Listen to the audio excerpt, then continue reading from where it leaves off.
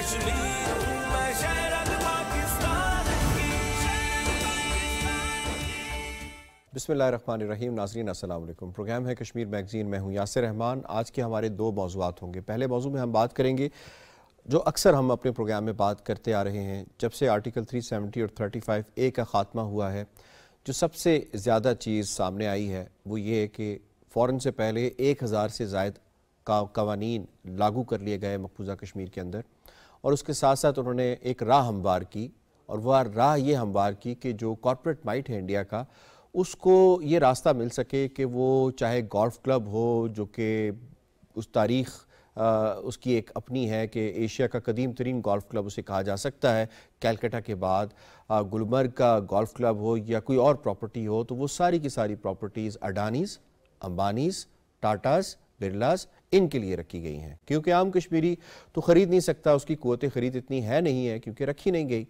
तो अब मामला ये है कि महबूबा मुफ्ती साहिबा के ऊपर अचानक से इंकिशाफ हुआ है कि ये तो सारी प्रॉपर्टीज़ जो हैं ये बेची जा रही हैं। तो सवाल महबूबा मुफ्ती साहिबा से भी हमारा ये होगा कि जब आप इनके साथ शीरो शकर थीं, जब इनके साथ हम प्याला और हम नवाला थीं, उस वक्त आपको ख्याल नहीं आया था कि ये कुछ होने वाला है, तो बीजेपी के साथ बिलखुसूस। तो जनाब ये हम देखेंगे कि मकबूजा कश्मीर के अंदर क्या कुछ ऑन सेल फॉर सेल रखा गया और किसके लिए रखा गया है, और इसके फिर आगे नताइज क्या निकल सकते हैं। प्रोग्राम का जो दूसरा मौजू होगा वो हम स्टार्ट करेंगे ऑपरेशन दोस्त के हवाले से। ऑपरेशन दोस्त जनाब इंडिया ने लॉन्च किया।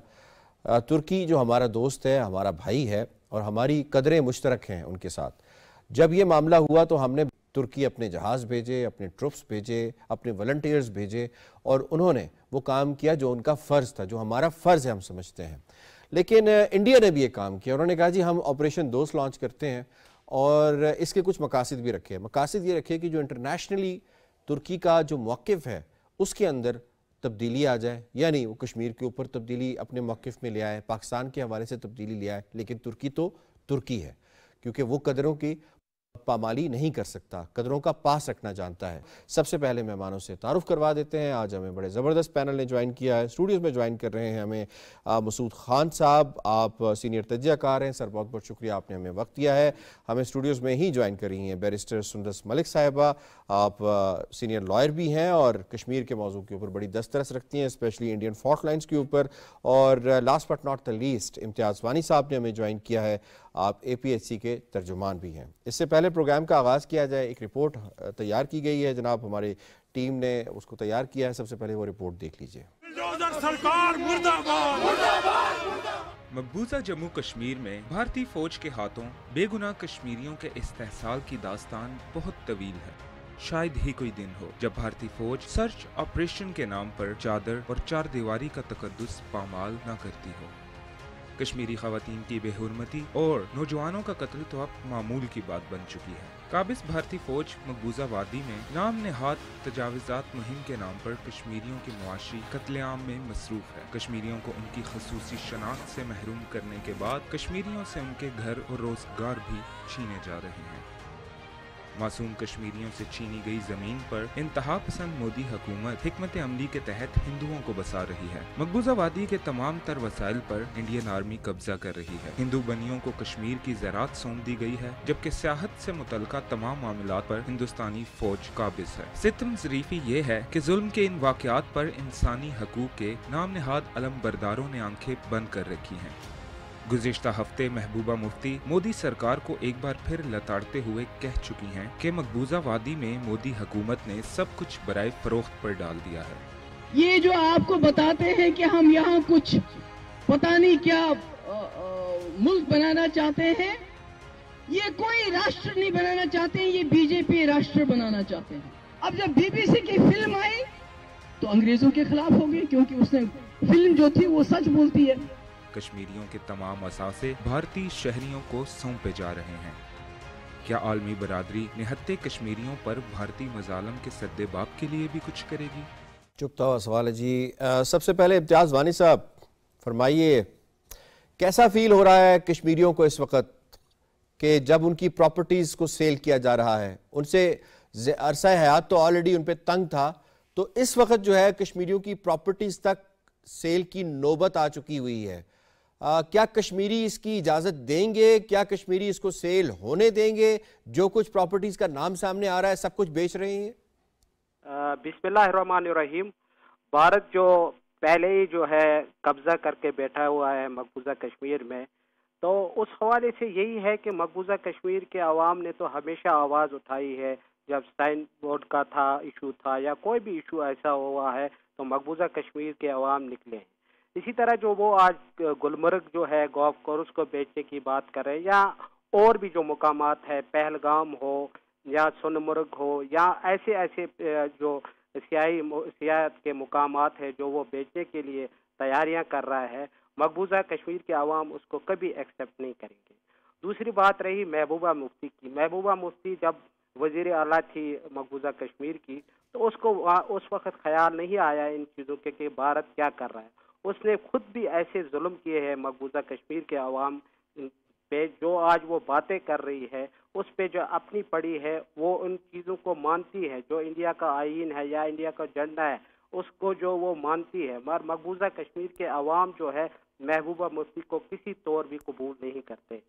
جو مقبوضہ کشمیر کے عوام کے ساتھ آج کل جو ہو رہا ہے، مقبوضہ کشمیر کے عوام ہمیشہ اس پہ آواز اٹھاتے ہیں. اور دوسری بات رہی، آپ دیکھیں نا وہاں پر کیا نہیں ہو رہا ہے اس وقت. مقبوضہ کشمیر کے عوام کی جو ہماری جو پراپرٹیز ہے، وہ حریت کانفرنس کی ہو یا کارکن ہو یا عام لوگ ہیں، ان کے پراپرٹیز کو جو ہے سیل کیا جا رہا ہے. اسی طرح جو ہے آپ دیکھیں کہ مقبوضہ کشمیر کے عوام جو وہاں پر جو پنڈت وہ جو اپنی جائیدادیں جو بیچ کے گئے ہیں 1991 میں مسلمانوں پہ، ان کو بھی واپس لیا جا رہا ہے. تو مقبوضہ کشمیر کے عوام پہ انڈیا جو اس وقت مودی کی حکومت ہے وہ ہر طرف ظلم کی انتہا کر رہی ہے، اور مقبوضہ کشمیر کے عوام کے لیے وہ زمین کو تنگ کر رہے ہیں. مگر مقبوضہ کشمیر کے عوام ہمیشہ ڈٹے رہے اور اپنے حق کے لیے لڑتے رہے. جس طرح وہاں کے لوگ، جس طرح وہاں کے اس وقت جو ماحول بنا ہوا ہے، آپ نے دیکھا ہوگا BBC کی بھی رپورٹ ہے، اس نے بھی اس میں واضح طور پہ بتایا مقبوضہ کشمیر کے عوام اس وقت کس کرب سے گزر رہے ہیں. مگر جو ہندوستان ہے وہ ہمیشہ مقبوضہ کشمیر کے عوام پہ ظلم کر رہا ہے. وہ تو کچھ بھی کر سکتا ہے، وہ 5 اگست کا اقدام کیا ہو یا کوئی بھی مقبوضہ کشمیر کے عوام کو جس طرح وہ شہید کر رہے ہیں فیک انکاؤنٹر کے ذریعے، جس طرح آپ نے حال ہی میں 3 نوجوانوں کو جو وہ بار آپ کا پوائنٹ آ گیا کہ ایک طرف شہادتیں ہو رہی ہیں، دوسری طرف معاشی قدغنیں ہو رہی ہیں. مسعود خان صاحب فرمائیے گا، جو کشمیریوں کا معاشی قتل ہو رہا ہے اس کو انٹرنیشنل کمیونٹی کیوں نہیں رسپونڈ کر رہی؟ کیونکہ 25 بلین کی جو اکانومی ہے وہ اب شرنک ہو کے کوئی 15 بلین کی اکانومی رہ گئی ہے. اس کو کہتے ہیں ڈیلیبریٹلی کیا جا رہا ہے. ہاؤ یو سی دنیا کیوں رسپونڈ نہیں کر رہی اس پہ؟ یہ some thing very unfortunate. International community ہم کہہ سکتے ہیں کہ they have turn a blind I, knowing fully fact کہ اس میں یونائٹڈ نیشن سیکورٹی کونسل کے ریزولوشن تھے ان کو امپلیمنٹ کرنے کے بجائے اپنا انٹرسٹ انٹرنیشنل کمیونٹی دیکھ رہی ہے. چاہے وہ یورپین یونین ہے یا دی سپر پاورز ہیں، ان کا انٹرسٹ ہے انڈیا میں. انڈیا ان کے لیے is a big market, so therefore وہ چیزیں اگنور کرتے ہیں. پھر سیکنڈلی ان کا انٹرسٹ یہ بھی ہے چائنا کو انہوں نے کنٹین کروانا through India. So therefore ان کی کوشش ہے انڈیا کو ان کو کچھ نہ کہا جائے، ان کو یہ کرنے دیا جائے. So that is one of the factor جس کی وجہ سے یہ چیزیں ہو رہی وہاں پہ. بالکل ٹھیک ہے. سندس ملک صاحبہ، محبوبہ مفتی فیکٹر پہ بھی ذرا ہم آ جاتے ہیں. محبوبہ مفتی کو کہا، وہ انڈینز کہتے ہیں یہ پاکستان کی خالہ ہے، ٹھیک ہے، جبکہ محبوبہ مفتی جو ہیں وہ انڈین کانسٹیٹیوشن کو کہتی ہیں، وہ بھی مانتی ہیں. پھر وہ ساتھ ساتھ کچھ حریت کی بات بھی کر رہی ہوتی ہیں. پھر وہ ساتھ ساتھ یہ بھی شو کر رہی ہوتی ہیں کہ انہیں کشمیریوں کا بڑا درد ہے. تھوڑا سا محبوبہ مفتی کی جو اپنی شخصیت ہے اس کے اوپر بھی ذرا بات کر لیں، اور ان کے جو بیانات ہیں کیا ان کے بیانات کو سیریس لینا چاہیے یا وہ اپنی سیاست کے لیے ان کو استعمال کر رہی ہیں؟ نمبر 1. اور نمبر 2، جو کشمیریوں کے ساتھ اکنامکلی جو کچھ ہو رہا ہے اس کو آپ کس طرح سے دیکھ رہی ہیں کہ ایک پلاننگ کے ذریعے ہو رہا ہے، منصوبہ بندی ہے یہ؟ دیکھیں جی، یہ میں تو نہیں کہتی کہ یہ منصوبہ بندی ہے، یہ دنیا کہتی ہے کہ یہ ایک منصوبہ بندی کے تحت ہو رہا ہے. جب ہم گریگری اسٹانٹن کی رپورٹ دیکھتے ہیں آن جینوسائیڈ واچ کے حوالے سے، تو وہ بتاتے ہیں کہ یہ ایک منصوبہ بندی کے تحت ہو رہا ہے، جہاں پہ ہم لوگوں کو ہماری ڈیموگرافی کو چینج کر کے، ہمیں اکنومکلی سٹیب کر کے، ہمارے زمین کو، ہماری جگہ کو، ہمارے حق کو ٹیک اوور کرنے کی کوشش کی جا رہی ہے. دوسری بات ابھی آپ نے کی کہ کیا میں محبوبہ مفتی کو کسی بھی کشمیری کی طرح ان کی بات کو میں سیریسلی لیتی ہوں؟ تو بالکل میں ان کی بات کو بہت سیریسلی لیتی ہوں. میں نے بڑا سیریسلی لیا تھا جب انہوں نے کہا تھا مودی میرا بڑا بھائی ہے. تو اب جب وہ کہتی ہیں نا کہ بی جے پی کی حکومت بی جے پی کا راشٹر بننے جا رہا ہے، تو محبوبہ مفتی کے بڑے بھائی کا راشٹر بننا جا رہا ہے، تو یہ بیانیہ چینج ہو جائے گا. بالکل. اور میں تو کہوں گی پاکستان کی خالہ نہیں، ہندوستان کی پھپھی ہے محبوبہ مفتی، کیونکہ ابا کی بہن لگی نا.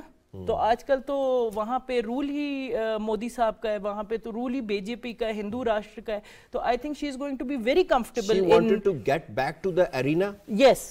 یہ ہمیشہ وہ کرٹیسزم ہے کہ جب آپ سے ہاتھ ہلکا سا کھینچ لیا جائے، آپ کو وہ نہ ملے جو آپ چاہتے ہیں. جیسے سجاد لون صاحب نے کیا، ان کو پہلے لگا کہ he will be the chief candidate for the new chief minister. Abdullah نے کیا. all of them have done this, that when they have not received the remunerations for their service and their servitude in front of the Indian government, تو انہوں نے ہمیشہ اس کے اوپر ایک have and کرائی مچائی ہے.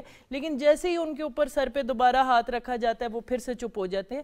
تو محبوبہ مفتی کی ہسٹری اٹھا کے دیکھ لیں. She is the one during her C M ship was NIA introduced inside Kashmir, were these watchdogs put on us, where movement was being monitored, everything was being monitored inside the houses. ہر چیز ہمیں monitor کیا جاتا تھا، اور اس کو facilitate کرنے والی محبوبہ مفتی ہی ہیں. انہی کے وقت کے دوران hundreds of women were raped in Kashmir who were Muslims, who were Kashmiris, and she said nothing about it. She was, I think, one of the members of the Women Rights Committee, but she never raised her voice. تو ان کو ہمیشہ ہمارے لیے تکلیف نہیں ہوتی، ان کو ہمیشہ اپنے لیے تکلیف ہوتی ہے. She's an opportunist. تو اگر یہ بات کسی کشمیری کو نہ پتا ہو تو I don't think so، لیکن یہ بات I think پوری دنیا کو پتہ لگ جانی چاہیے کہ Mehbooba Mufti is not our spokesperson. ہم لوگوں نے، کشمیریوں نے ہمیشہ سے کہا ہے کہ ہماری ترجمانی APHC کرتی ہے، ہماری ترجمانی سید علی گیلانی صاحب کرتے تھے، اب مسرت عالم بھٹ کرتے ہیں. تو we do not accept Mehbooba Mufti. اور اس کی مثال ہر دفعہ مل چکی ہے. یہ ڈیموگرافک چینجز سے بالکل پہلے جو الیکشن ہوا، they saw that less than 3% voter turnout was there. So they understand that democracy is not something Kashmiris adhere to, Indian democracy specifically. So جہاں تک بات ہے محبوبہ مفتی کی, I don't think there is any hope. وہ جو کام ایک ملازم کا ہوتا ہے وہ وہی کرتے رہیں گے. جب تنخواہ نہیں ملے گی تو تھوڑا بہت بولیں گے اور پھر چپ ہو جائیں گے. بالکل, she is a stooge and brainless at that. ابھی دیکھیں کہ شی واز چیف منسٹر جب تھی تو there was an alliance with B J P. تو بیسکلی انہوں نے بی جے پی کو فیسیلیٹیٹ کیا ہے Indian legally occupied Jammu and Kashmir میں. Secondly recently she made a statement اور انہوں نے کہا کہ جی our forefathers were wrong when they rejected the two nation theory. تو وہ بھی ہے. اب جب ڈیموگرافک امبیلنس کی ہم بات کرتے ہیں, جس طریقے سے وہ کنسیپٹ انٹروڈیوس ہوئے ہیں, جو ڈومیسائلس کا جو ہے about millions they have been, 4 million about 4 million they have been issued. تو اس کا یہ کیا ہوگا پھر. ابھی جموں میں کیا ہو رہا ہے کہ جموں میں الیکٹورل رولز اور ڈیلیمیٹیشن دوبارہ ہو رہی ہے. they have created additional 9 seats. اب یہ ہوگی 90 ممبر اسمبلی ہے Indian legally occupied Jammu and Kashmir کی. جس طریقے سے یہ مینوور کر رہے ہیں کہ وہ مسلم میجارٹی کو مسلم جو منارٹی میں ڈال دیں گے, اور بی جے پی اپنے آپ کو وہاں پہ کنسیڈریٹ کرنا چاہیے. ٹھیک ہے, آپ کا ویلڈ پوائنٹ ہے. یہاں بات اکانومی کی بھی ہو رہی ہے. میں دوسرے ٹاپک کی طرف اس سے پہلے جاؤں. وانی صاحب, جتنی قیادت ہے حریت کی وہ تو انہوں نے جیلوں میں ڈالی ہوئی ہے. مسرت عالم بٹ صاحب, یاسین ملک صاحب اور شبیر احمد شاہ صاحب, آپ یو نیم جو بھی لیڈر ہیں. اب اس ہینیس پروسیس کو جو کہ انہوں نے سیل کے لیے لگائے گئے ہیں ایسٹس کشمیریوں کے, جماعت اسلامی کی 400 سے زیادہ پراپرٹیز جو ہیں اس کو کنفسکیٹ کر دیا گیا ہے اللیگلی, تو یہ کیسے روکا جا سکتا ہے in your point of view? اس کے اقوام متحدہ کا ایک رول بنتا ہے, وہ ان چیزوں کو روکے. اور حکومت پاکستان جس طرح ہمارا وکیل بھی ہے, سب کچھ ہے, تو ان کو بھی ایک رول بنتا ہے کہ وہ یو این کے ذریعے اور جو انٹرنیشنل لیول پہ ان کے جو فارن آفس کے جو تعلقات ہیں اس کو ایکٹیویٹ کرے اور اس حوالے سے وہاں پر بات کرے. ہم بار بار یہی کہتے ہیں جس طرح حریت قیادت ہے، جس طرح آپ نے دیکھا کہ جو اشرف سرائی صاحب کو جیل میں جو ہے نظر بند تھے ان کو شہید کیا گیا، اسی طرح الطاف صاحب کو جو ہے اس کو شہید کیا، گیلانی صاحب نظر بند تھے اسی دوران وہ بھی شہید ہوئے، اسی طرح وہ اب حریت قیادت کو بھی اسی لائن پہ ہو سکتا ہے۔ مسرت عالم بٹ صاحب ہے، شبیر احمد شاہ صاحب ہے، یاسین ملک صاحب ہے، آسیہ اندرابی صاحبہ ہے، نعیم احمد خان صاحب ہے، اور بے شمار نام ایسے حریت قیادت کو جو انڈیا کے تہاڑ جیل میں جو ہے بند ہے، اور ان کی جو ہے صحت جو ہے ان کی خراب بھی رہتی ہے۔ اب ہندوستان یہی کوشش کرے گا کہ ان کو ایسے فوڈ، ایسے کچھ پوائزنگ کے ذریعے ان کو بھی شہادت کرے، کیونکہ اس حوالے سے پوری دنیا میں آواز آپ کہہ رہے ہیں کہ ہوپ جو ہے وہ ہے صرف انٹرنیشنل کمیونٹی کی، انٹرنیشنل کمیونٹی آگے آئے، انڈیا کو روکے کہ یہ ڈسپیوٹڈ ٹیریٹری ہے، اس پہ آپ نہیں کر سکتے، لیکن المیہ تو یہ ہے کہ جو یونائٹڈ نیشن کا آبزرور مشن ہے اس کا بھی دفتر خالی کروا لیا گیا، وہ بھی سنا ہے کہ جو ویکیو ٹرسٹ کی جو بلڈنگز ہیں اس کے اندر ان کو جو ہے وہ بسایا جا رہا ہے۔ بہرحال اس چیز کو ہم یہی چھوڑتے ہیں۔ انٹرنیشنل کمیونٹی کے لیے ایک بہت بڑا سوال ہے کہ جو قراردادیں آپ نے پاس کی تھیں مہربانی کر کے اس کی تو لاز رکھ لیں۔ اگلا ٹاپک جناب، اگلے ٹاپک پہ ہم بات کریں گے اس آپریشن دوست کی جو کہ turn out to be operation دشمن ان کے لیے، اور وہ آج انڈین میڈیا واویلا کرتا نظر آ رہا ہے۔ وہ کیوں واویلا؟ وہ کہتے ہیں کہ ہم نے اتنے لوگ بھیجے، پیسے خرچ کیے، ترکی میں لوگ بچائے، یہ ریٹرن ترکی نے ہمیں دیا۔ کیا ریٹرن دیا جی؟ پہلے وہ آپ کو شارٹ سنا دیتے ہیں۔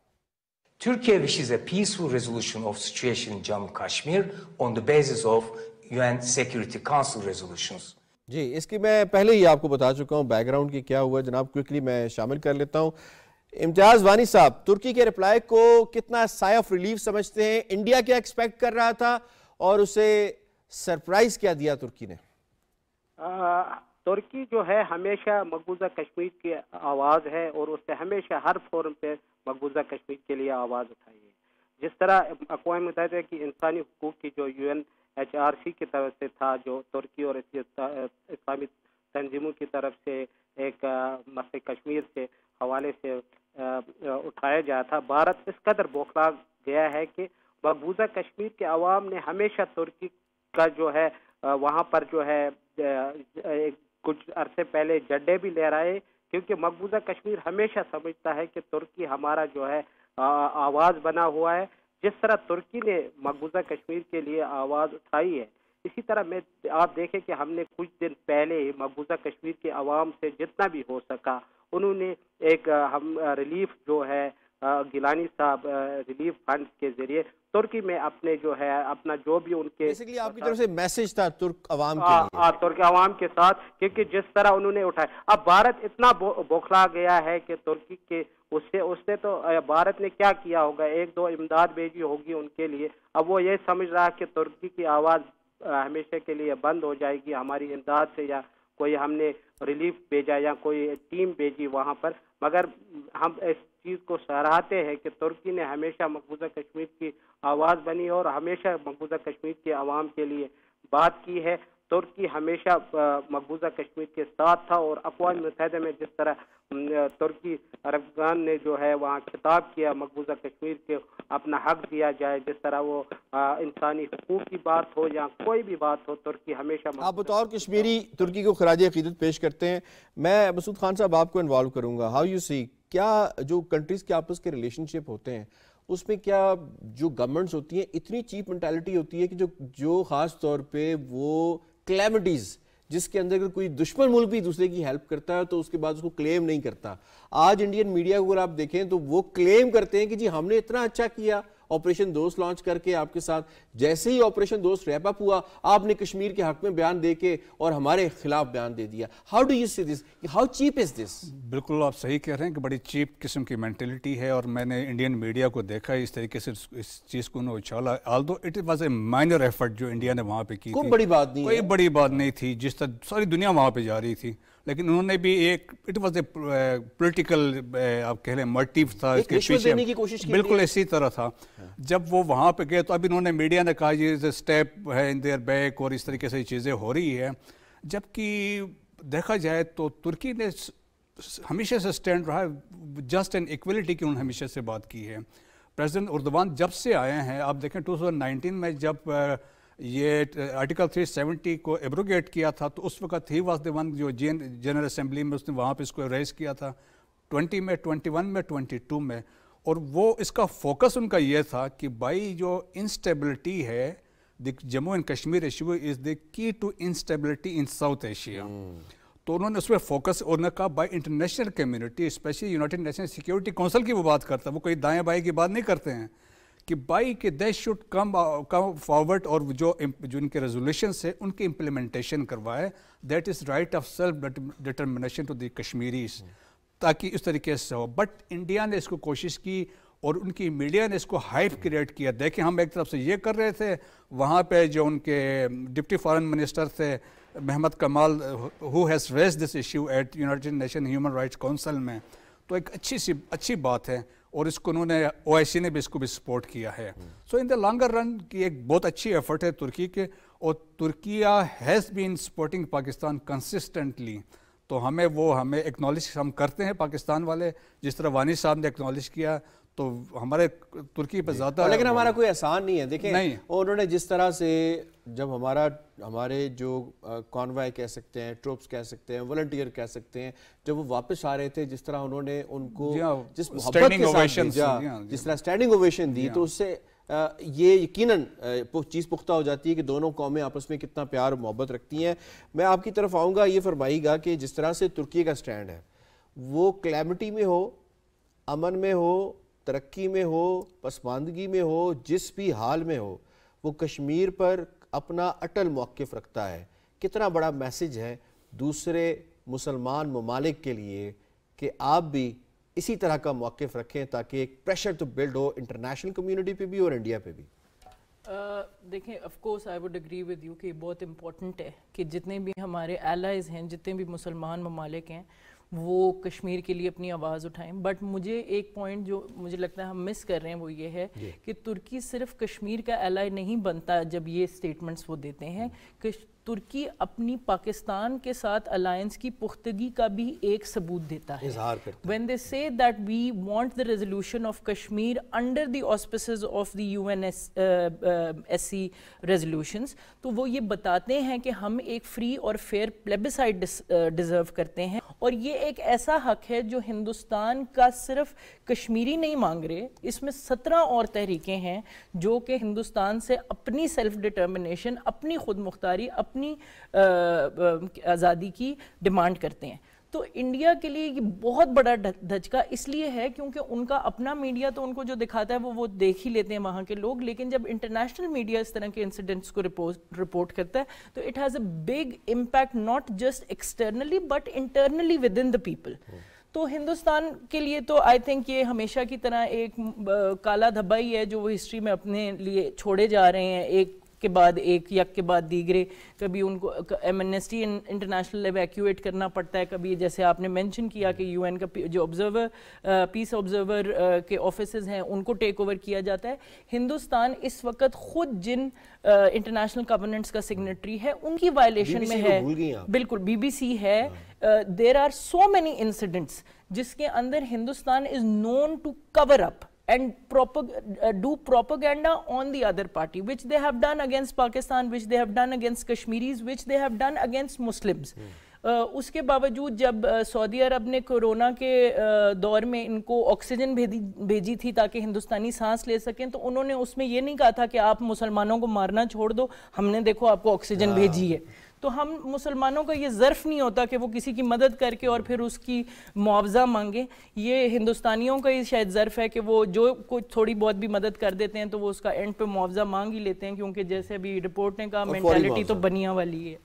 تو بس یہی ایک بات ہے جو ترکی نے ان کے ساتھ کی ہے کہ ایمان میں اور اکانومی میں فرق ہونا چاہیے، اور یہی شاید مثال باقی ساری دنیا کے لیے. ٹھیک ہے جی. ٹورڈ دا لاسٹ اینڈ جی مسعود خان صاحب یہ فرمائیے گا کہ یونائٹڈ نیشنز جو UNHRC کا یہ جو فورم ہوا ہے، ٹھیک ہے ہر سال یہ ہوتا ہے، یہاں پہ جو ہیومن رائٹس کی وائلیشن اس پہ بھی بات کی جاتی ہیں، لیکن کشمیریز تو ایکشن ڈیمانڈ کر رہے ہیں.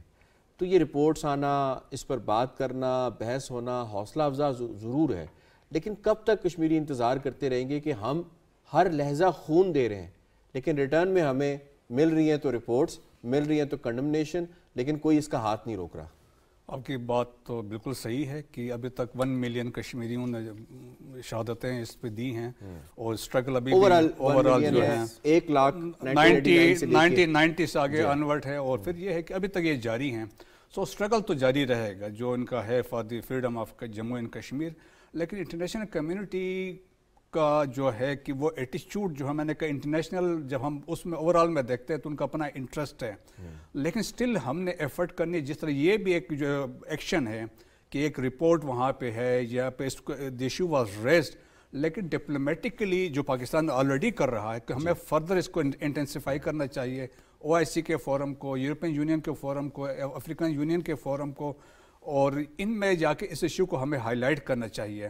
اور اس کے علاوہ جو یونائٹڈ نیشن سیکیورٹی کونسل کی یا ان کی جو جنرل سیکرٹری ہے, جس طریقے سے لاسٹ ٹائم بھی پرابلی جب وہ ان کو یہ ایشو ریز کرتے رہے ہیں, اٹ از دیئر رسپانسبلٹی کہ اس کو امپلیمنٹ کریں, جو ریزولوشن جو ہیں اس پہ کروائیں. لیکن ہم چاہتے ہیں ایک سسٹم ہے, لیگل طریقے سے اس سسٹم کو آگے بڑھیں, لیکن اس کو جلدی بھی ہونا چاہیے کیونکہ کشمیریہ مزید افورڈ نہیں کر سکتے. آئی ہیو ٹو وائنڈ اپ. جی مجھے شکریہ ادا کرنا ہے مسعود خان صاحب کا, بیرسٹر سندس ملک صاحبہ کا اور امتیاز وانی صاحب کا. آپ تینوں مہمانوں نے آج کے موضوعات کو بڑے زبردست طریقے سے سمیٹا ہے. جناب پروگرام کشمیر میگزین سے اتنا ہی. یاسر رحمان کو دیجیے اجازت. اللہ نگہبان.